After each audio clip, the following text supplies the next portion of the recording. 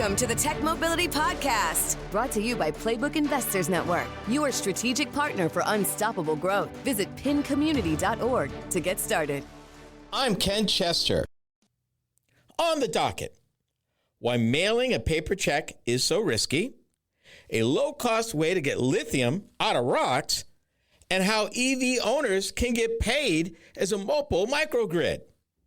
To add your voice to the conversation, be it to ask a question, share an opinion, or even suggest a topic for future discussion, you can call or text the Tech Mobility Hotline. That number, 872-222-9793, or you can email the show directly, talk@techmobility.show. From the Tech Mobility News Desk, I want to talk about a Chinese EV. And there's a reason that I want to share this with you, because you need to know the full story. You may have heard recently how Congress is pushing to make it against the law to prohibit the import, sale, or otherwise introduction of Chinese automobiles in the United States. Now, bear in mind, just for context, because you know I love context, you might remember that Canada had made a deal with several Chinese manufacturers to start importing upwards of 49,000 vehicles a year. And you might also know that China is building vehicles in Mexico right now. They're building cars, SUVs. They're even building pickup trucks in Mexico as we speak. What you may not realize, and we talked about this a little bit last week, we talked about how the Chinese are technically in the United States, but keeping a low profile. And the company that is building something in the United States, a Chinese manufacturer who is building a transportation vehicle in the United States of America in California. This is the company I want to talk about. The company is BYD. And right now in California, they are building electric buses, and they have been for a while. The reason why BYD, on top of the fact that in its earlier days, Berkshire Hathaway, Warren Buffett had invested in the company. They're largely sold of it now, but at one time, they were a rather substantial stockholder. BYD is also the company that outsells Tesla and the rest of the world when it comes to EVs. They're the leading manufacturer of electric vehicles in the world. BYD also builds and sells in China a four-door sedan that costs less than $13,000. And as the dealers used to say, it's equip, not strip. It is not basic. It's decent, but it's not basic. 13 grand. That is what makes this announcement in automotive news so revolutionary, and why I want to bring you into the fullness of why I think prohibiting Chinese cars in the United States is the wrong move. And honestly, we've been here before, and I'm going to bring you back to that in a few minutes. BYD unwraps a 920 kilometer range sedan and a 1,194 horsepower tri-motor. They are doing this in their luxury brand they call Denza. It is the Denza Z9S, and it will debut as a new luxury EV sedan. Sedan, notice sedan. Not an SUV, not a truck, a sedan. And it's capable of 570 miles. The best thing we got today is built by Lucid in Arizona, and it's 520 miles. The best GM can do with their full-size trucks is 460 miles of range. They are already building this vehicle. It is coming out with 570 miles of range. And one of their versions, that version with over 1,100, almost 1,200 horsepower, will still give you 485 miles of range. And it's good looking. The reason why I bring this up, China, and I've talked about this for several weeks, but I want you to understand what's going on in the rest of the world relative to the auto industry. The rest of the world is not standing still. Every day that Detroit does not compete at the level what the rest of the world is doing puts us farther behind and defers the day when we will no longer be competitive, let alone be relevant. Right now, they're going to introduce in China, most likely Europe, a vehicle right now that even in its most aggressive presentation, 3 electric motors, 1,100, almost 1,200 horsepower, still brings in a range of 485 miles. But here's it. Here's the thing that was buried in this automotive news report that opened my eyes. Bear in mind that they are using, for batteries, they're using lithium iron phosphate batteries. Why is that different? Because right now, the power-dense batteries used in the United States, particularly for our heavy-duty trucks, things like that, where EVs are heavy-duty, they're using what they call a lithium manganese cobalt chemistry, which is more power-dense, but it's also more expensive because it's got rare earths and things like this. Typically, lithium iron phosphate are less dense. They cost less, but they're less dense. They are doing this with LFP chemistry batteries, not the top fancy stuff we're using. And they're getting this kind of range, and they're getting this kind of mileage. Now, a reasonable question, if you've been paying attention, is, okay, Ken, what size batteries are they using in this thing? Right around 102 kilowatt hour battery pack. By comparison, that would be just a little bit shy of what your full-size GM trucks and the Hummer EV are using. But they ain't getting this kind of mileage. And they're not getting this kind of performance. Not at this price. And bear in mind that they're using a more expensive battery chemistry than this. And they're beating Lucid here at it. It's unbelievable. But there's more. While full details have yet to be revealed, the electric sedan is said to feature BYD's next generation AI-powered intelligent cockpit. The system doesn't just listen, it understands you, according to BYD. Now, in case you're saying, okay, 3 motors, that's big deal. Okay. They've got a higher power single motor version of this vehicle that will give you 495 horsepower. By comparison, Dodge Charger, an RT, comes in at about 375. If you go Hellcat, it's 707. So this is up there on the higher end of performance. 495 horsepower, rear-wheel drive, electric, 102 kilowatt hour battery pack, and it will give you a range. This is the one that will give you a range of 571 miles between charges. And it weighs 2.5 tons. Oh, it's a heavy car. And it's speed limited to 155 miles an hour. Now, I mentioned earlier that we've been here before. 45 years ago, when Japan was making inroads by importing their vehicles and whipping the domestic folk, Congress said either voluntary import numbers or we're going to do it for you. The incentive was to get them to build here, which is what the Japanese have done. You're not going to keep them out, people. Best you can do is level the playing field. Make them build factories here. Employ our folk. And we learn. Buy some of their cars, tear them down, learn like everybody else does in the auto industry. But to keep them out, I think that's a mistake, particularly with all this technology that's in these vehicles. You need to see it in order to be able to combat against it and be competitive. Otherwise, they're going to continue to eat lunch around the world. And it'll be only a matter of time till they get here, either directly or indirectly. But make no mistake, they're coming. And they will be here, all in due time. BYD Denza Z9S. For those of us who still use paper checks to pay bills, beware. That's next. You are listening to the Tech Mobility Show.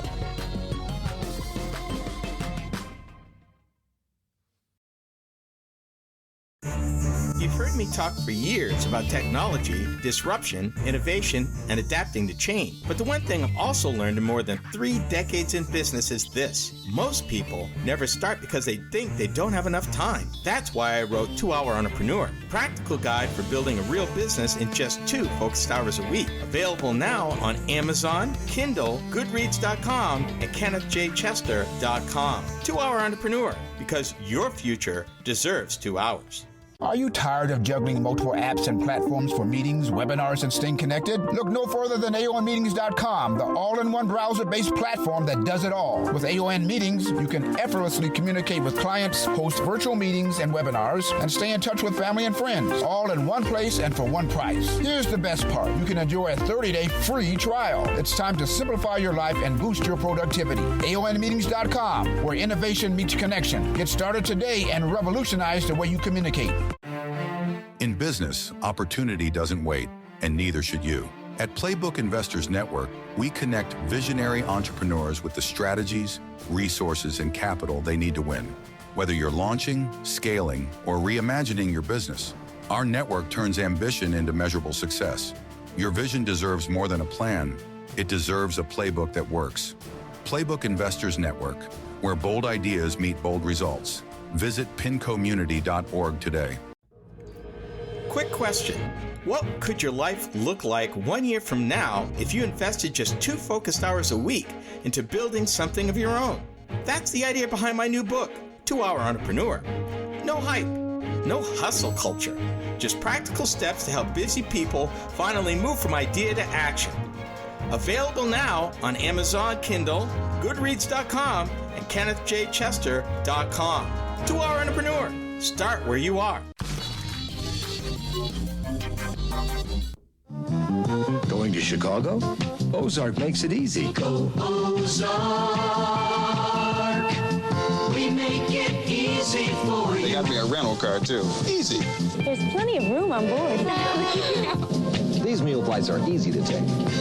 No airline serves St. Louis like Ozark. It's our hometown. Going to Chicago? We've got 10 nonstop. Go Ozark. We make it easy for you. How many of y'all remember Ozark Airlines? And yes, Midwest, Upper Midwest, I'm talking to you. I've flown Ozark back in the day, and that was right around the time of deregulation. It didn't survive too much longer after that as the whole industry changed. But yeah, Ozark Airlines. I've flown them from St. Louis into Des Moines many times. Usually if I was heading south, it was on Ozark to point south. Chicago, not so much. I think from Des Moines, usually I flew American or United back in the day. But Ozark, major airline back in the day, I thought I'd give you a blast from the past. Just kind of a palate cleanser for a change. According to the Federal Reserve Payment Study, Americans wrote 9.2 billion, with a B, paper checks worth $24.45, that's trillion, with a T.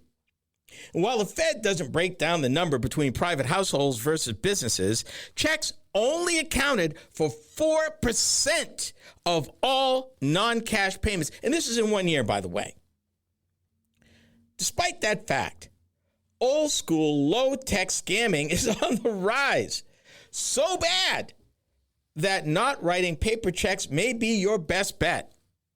And as usual, I got questions. This is topic A. Let me give you some more context before I even get into this. Something that kind of stung for me. They got demographics. Here, you heard that part. Let me give you the demographics. Roughly half of all U.S. adults under the age of 54 did not write a single paper check over a year-long tracking period, which check usage heavily concentrated among older demographics. Ouch. Yeah, guilty. Hand up here. In fact, I just wrote a check last week, but I don't write that many. But yeah, wrote a check last week. I sure did. Based on granular research from the Federal Reserve, consumer-to-business bill payments represent the largest pair of consumer checks, but they are declining rapidly as people switch to digital portals. Me, I like to pay electronically. My wife, she'd rather write a check. at some point she's not going to have a choice. Data from the Federal Reserve Bank of Atlanta check sample survey and the Diary of Consumer Payment Choice reveals the exact breakdown of this trend. 40% of all checks written in the United States are for consumer to business payments. 90% of those checks are written specifically to pay bills, such as rent, utilities, insurance, or medical fees. We still pay our rent by check, actually. Consumer preference. Despite accounting for a large chunk of remaining check volume, only 6% of consumers choose to pay their bills via check. More than 90% of consumers explicitly state that they prefer using electronic options. That would be me. That includes credit cards, debit cards, or automated clearinghouse automated bank transfers over paper checks for bill pay. This last piece. The Federal Reserve's long-term depository and financial institutions payment survey highlights a historic crossover. Consumer checks are dropping by 9.3% a year, while business checks are falling at a slower rate of 4%. Because businesses have stuck with paper longer, the overall pool of checks is now split almost evenly between consumers and businesses. Now, I give you all of that context because I wanted to explain why mailing a paper check has become so risky. According to a joint warning from the FBI and the U.S. Postal Service, check fraud is skyrocketing. Federal data shows that reports of check fraud nearly doubled from 350,000 in 2021 to 680,000 in 2022. And it's very low-tech what they're doing. But it's gotten so bad that the agencies actually recommend considering e-checks, ACH automatic payments, and other electronic or mobile payments. In 2010, for example, there were just over 2,200 high-volume mail theft attacks. By 2023, that number had skyrocketed to 49,000, a 2,000% explosion. According to one official, the president of the Postal Police Office Association, he says, we've entered into an era, if you can believe this, of organized postal crime. It ain't just to grab. No, there's people really doing this. And they're using the old style stuff they always used to use. Criminals are using everyday household chemicals like acetone or bleach to wash away the payee's name and dollar amount, allowing them to rewrite the checks themselves. They've been doing that forever. Doing it forever. But they say this is not limited to personal checkbooks. Fraudsters are going after business payments, tax refunds, and checks related to government assistance programs such as Social Security, unemployment benefits. This is according to the Financial Crimes Enforcement Network. And while you may have some luck if one of those gets stolen, recovering a stolen personal check can be much harder. Typically because the deadlines for reporting and recovering funds are governed by your bank's deposit agreement and the Uniform Commercial Code. There's a window. If you miss the window, if you figure out you've been scammed, you missed the window, the liability falls on you. So what do you do? What do you do? Well, I'm going to tell you. Starting with, if a customer must use a paper check, they should review their monthly statements to ensure payments are properly recorded. And honestly, to be honest with you, you really need to sign up to get your bank statements electronically, to be able to go out there in real time and look at your bank account. I do.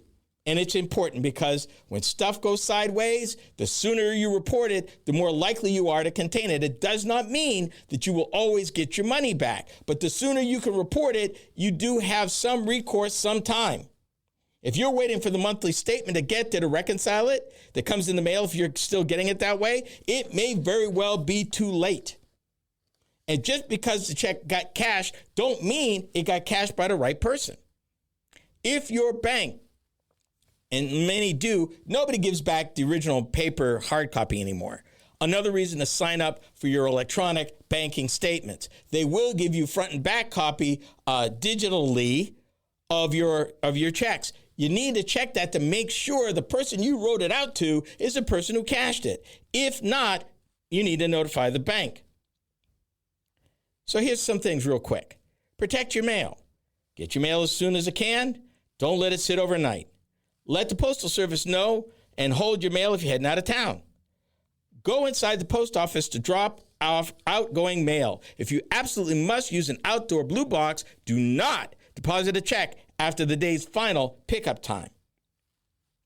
Protect your check. Write checks with permanent, indelible black gel ink. Standard ballpoint pen ink washes off easily. Gel ink traps itself in the paper fibers. I didn't know that. Don't leave blank gaps on the payee or dollar amount lines. Look at the actual digital image of your cleared check to confirm the payee's name wasn't altered. That's important, and again, why you should be getting electronic statements. MIT researchers have developed a low-cost technique to get lithium out of rocks. This is the Tech Mobility Show.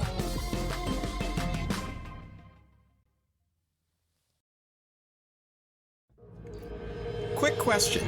What could your life look like 1 year from now if you invested just 2 focused hours a week into building something of your own? That's the idea behind my new book, 2 Hour Entrepreneur. No hype, no hustle culture, just practical steps to help busy people finally move from idea to action. Available now on Amazon Kindle, Goodreads.com, and KennethJChester.com. 2 Hour Entrepreneur. Start where you are. Every great business starts with a spark, but taking it to the next level takes strategy, connections, and capital.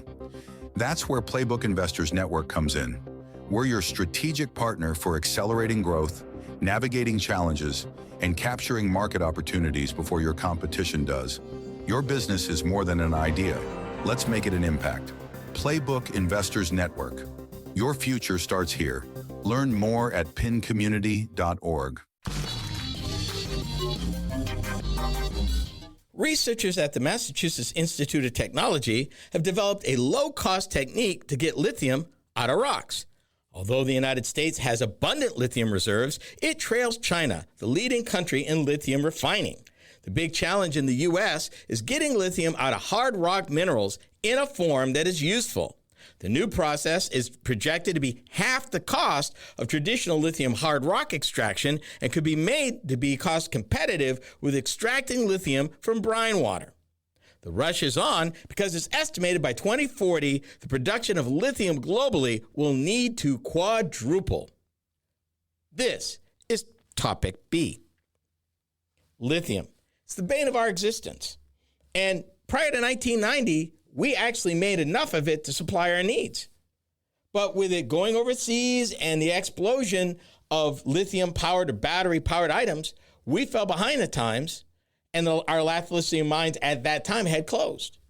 And as we're racing now to ramp up local lithium production, it's still pretty expensive, and it takes a long time. GM is working with a company right now in Nevada. It's taken years, and it's still going to be another 3 to 4 years before they get their first ton of rock out there to process for lithium. It takes forever.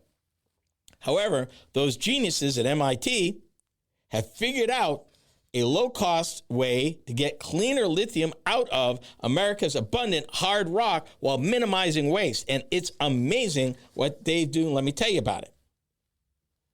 First, again, the context. Extracting lithium from hard rock today is an energy and waste-intensive process that is often far more expensive than getting the lithium from brine water, which also has major environmental drawbacks. Basically, they get the brine water, they let it evaporate to get the lithium. Yeah, it has some issues, namely dust. It's a problem. Currently, lithium hard rock extraction involves baking the rock at over 1,000 degrees Celsius and chemically leaching it to extract lithium. And when I say chemically, that's toxic chemicals, by the way. And the rest of the rock is just discarded. Now you've got rock piles with God knows what else that will leach into the ground over years. A team of researchers from MIT and elsewhere have developed a low-temperature process for extracting battery-grade lithium from the most common type of lithium-bearing material. And in case you didn't know, lithium-bearing material has a name. It's called spodumene. Spodumene, yeah. I did not know that prior to doing the research for this article, but now you know, spodumene. Here's the best part. The process uses a liquid reagent to dissolve the rock into the useful forms of its constituent parts, not just battery-ready lithium salts, but also smelter-grade alumina, aluminum, and cement-ready silica. Stop right there. The refining of aluminum is one of the most energy-intensive, electricity-intensive processes on the planet. Making cement is one of the most detrimental to the environment with the amount of carbon needed and greenhouse gases emitted. These are two what they would call industry, or I should say sustainability-resistant industries, that it's hard to decarbonize both of them.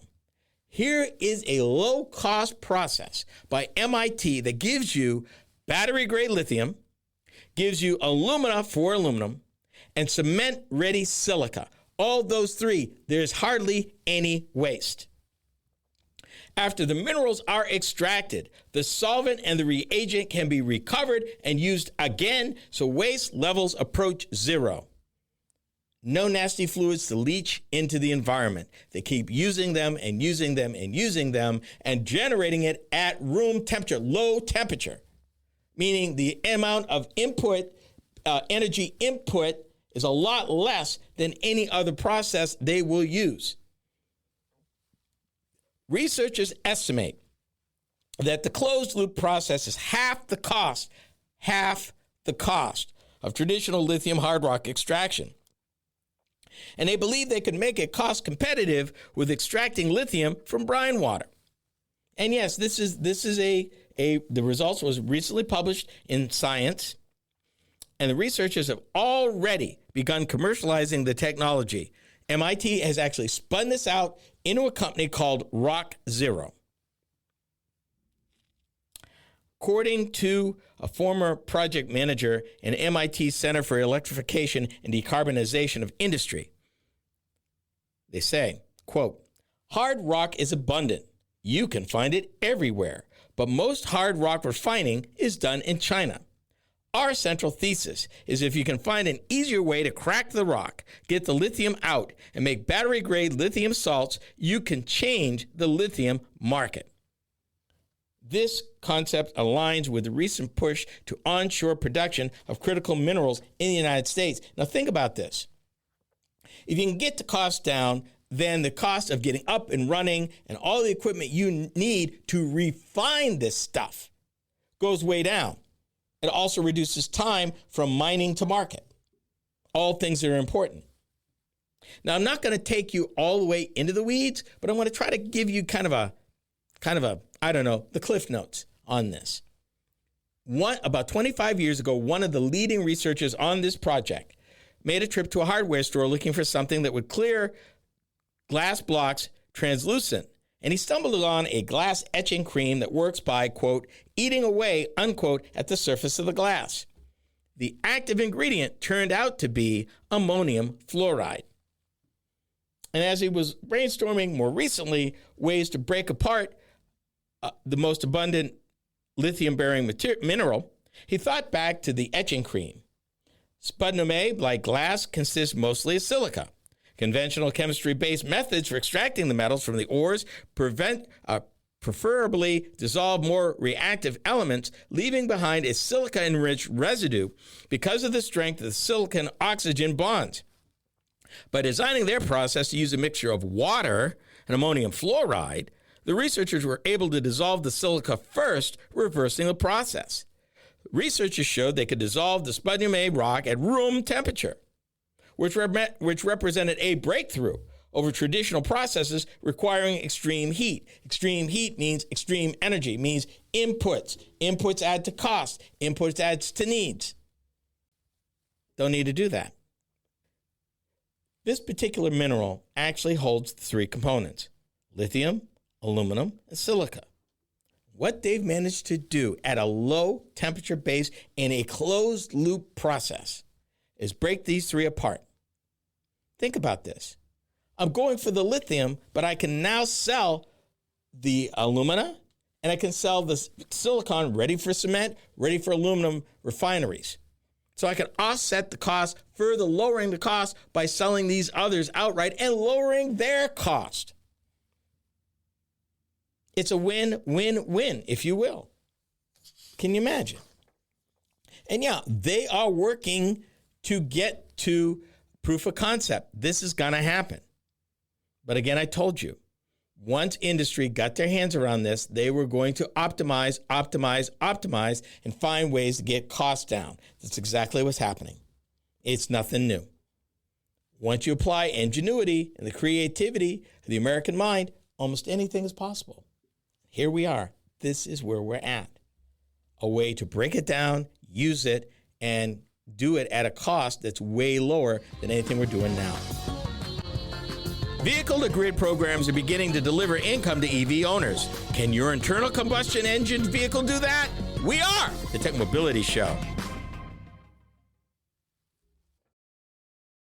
Are you tired of juggling multiple apps and platforms for meetings, webinars, and staying connected? Look no further than AONmeetings.com, the all-in-one browser-based platform that does it all. With AON Meetings, you can effortlessly communicate with clients, host virtual meetings and webinars, and stay in touch with family and friends, all in one place and for one price. Here's the best part. You can enjoy a 30-day free trial. It's time to simplify your life and boost your productivity. AONmeetings.com, where innovation meets connection. Get started today and revolutionize the way you communicate. You know, after years of hosting these programs and talking with entrepreneurs, innovators, and business leaders, I realized something. A lot of people aren't lacking ideas. They're lacking a realistic path to start. That's why I wrote 2-Hour Entrepreneur. It's for people with jobs, families, responsibilities, and dreams that have been sitting on the shelf for too long. Launching now on Amazon Kindle, Goodreads.com, and KennethJChester.com. 2-Hour Entrepreneur. Progress starts small. You've got the drive. You've got the vision. Now you need the right partner to make it happen. At Playbook Investors Network, we power ambitious leaders with the tools, insight, and investment connections to move faster, grow stronger, and lead markets. We're more than advisors. We're your co-pilots in success. Because in business, standing still is not an option.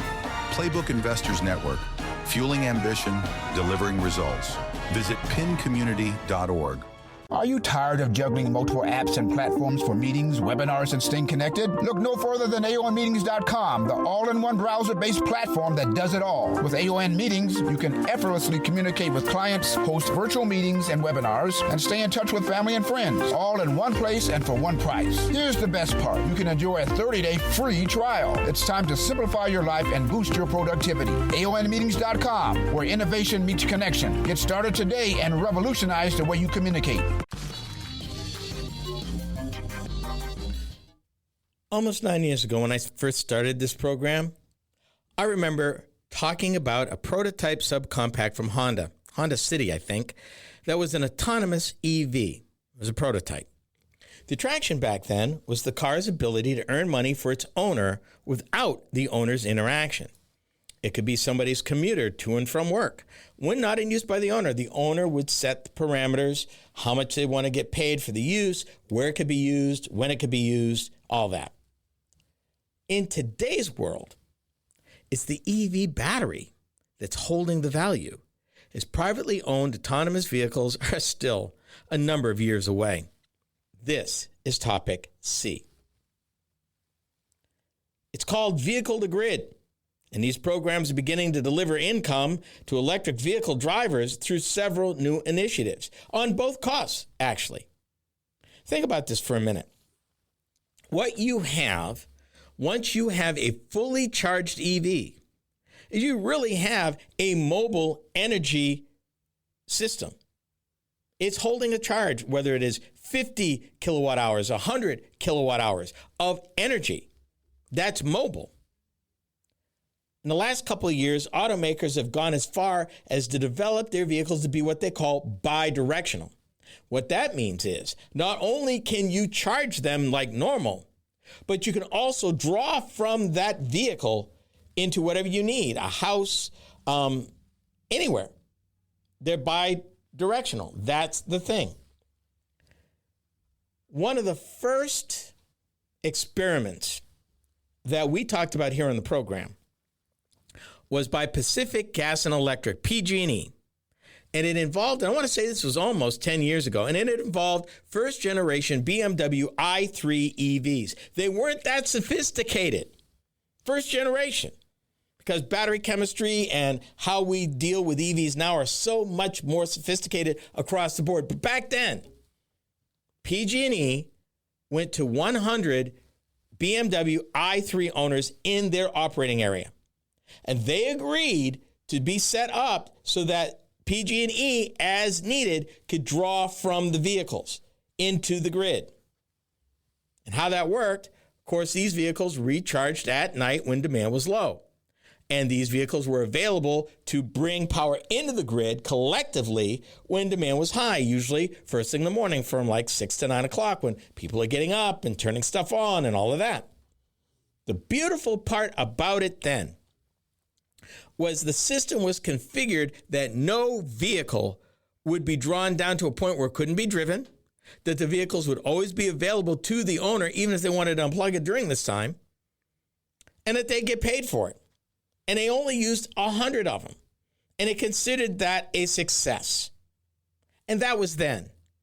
Battery chemistry is much more pronounced. Energy density is higher. The cost per cell is much lower. The ability to recharge is a lot faster.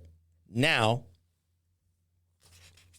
and you're starting to hear stuff even on the East Coast from National Grid and Eversource, two utility companies. They announced recently a pilot that allows qualifying EV drivers to make money by enrolling in what their program, the Connected Solutions Incentive Program. May I underline the word incentive?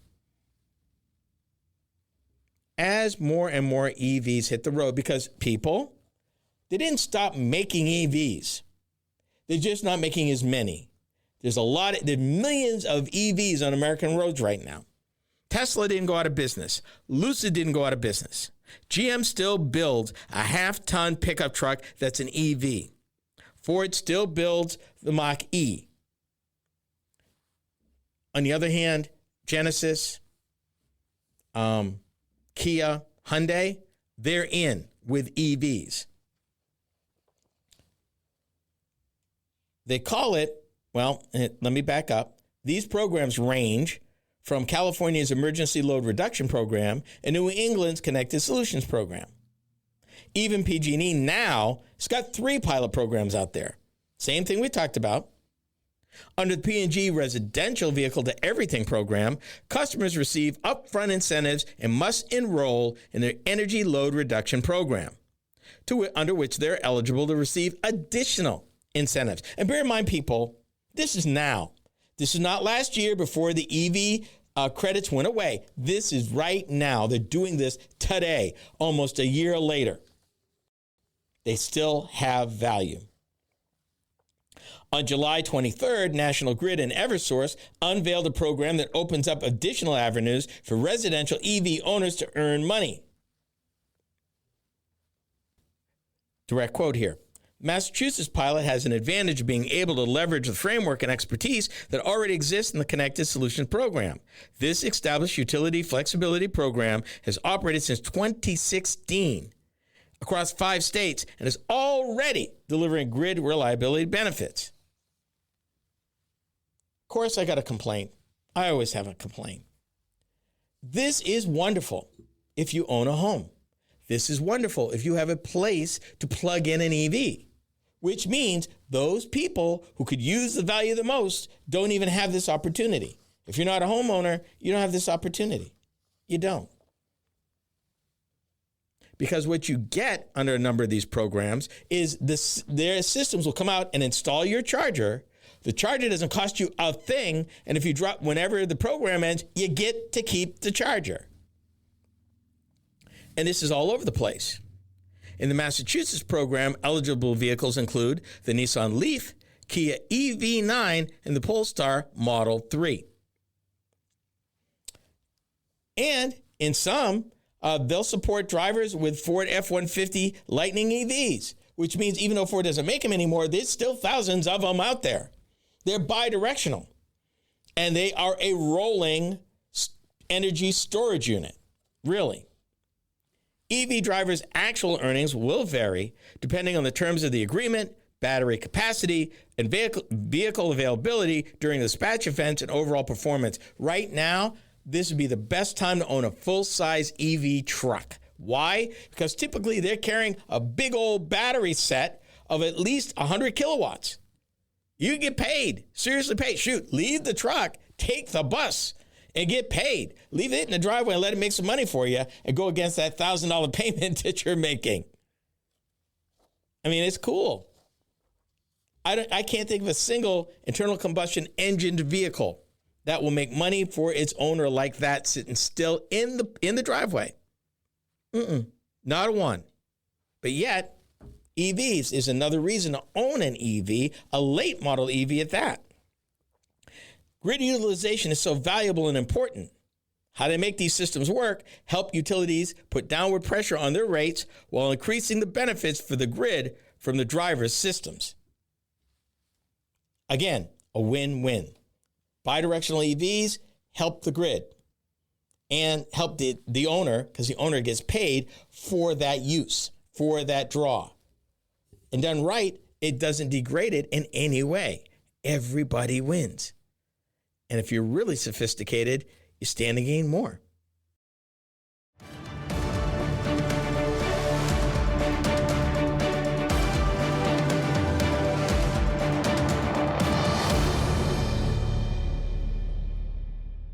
This is the Tech Mobility Podcast. If you've been waiting for the perfect time to start your business idea, let me save you some time.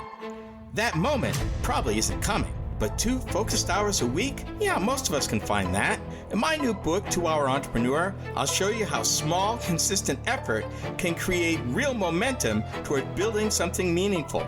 Launching now on Amazon Kindle, Goodreads.com, and KennethJChester.com. 2 Hour Entrepreneur, built for real life. In business, opportunity doesn't wait, and neither should you. At Playbook Investors Network, we connect visionary entrepreneurs with the strategies, resources, and capital they need to win. Whether you're launching, scaling, or reimagining your business, our network turns ambition into measurable success. Your vision deserves more than a plan. It deserves a playbook that works. Playbook Investors Network, where bold ideas meet bold results.